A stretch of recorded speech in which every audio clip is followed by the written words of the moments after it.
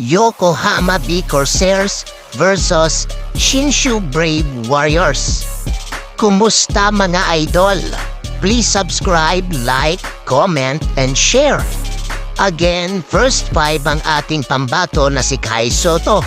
Start of first quarter, makukuha ni Kai Sotto ang unang puntos. Monster dunk galing sa pasa ni Yuki Kawamura. Nakagulang si Kai Sotto, bagsak ang player ng Shinshu Brave Warriors. Buti na lang hindi siya tinawagan ng foul. Back-to-back 2 points ni Kai Sotto sa first quarter.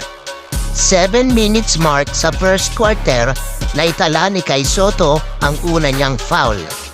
Ginawa ulit ni Kai Sotto ang kaniyang fake pass move sa baitira, kaso hindi nga lang pumasok. Pasok ang 3 points ni Otuf galing sa pasa ni Oliver. End of first quarter, 14-15. Favor of Shinshu Brave Warriors. Second quarter, under 6 minutes pinasok si Kai Sotto. Tapal ni Kai Sotto ang player ng Brave Warriors. Pasok ang 3 points ni Yuki Kawamura. Inbound ni Yuki Kawamura. Pass to Kai Sotto.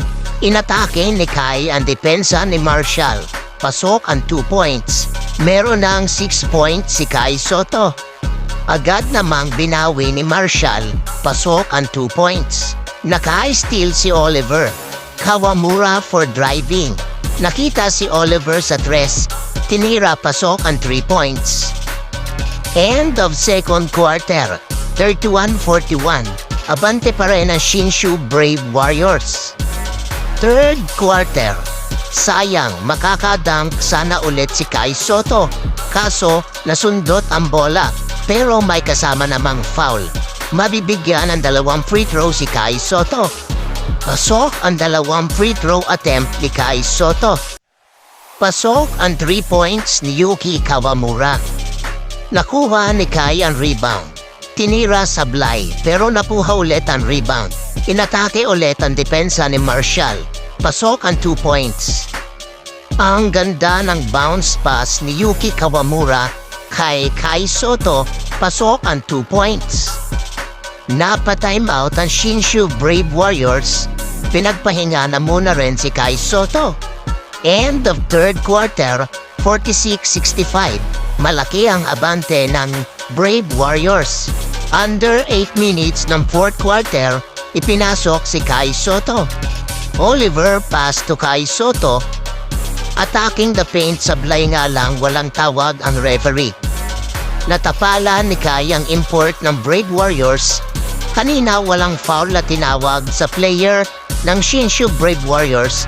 Tapos dito, foul si Kai Sotto.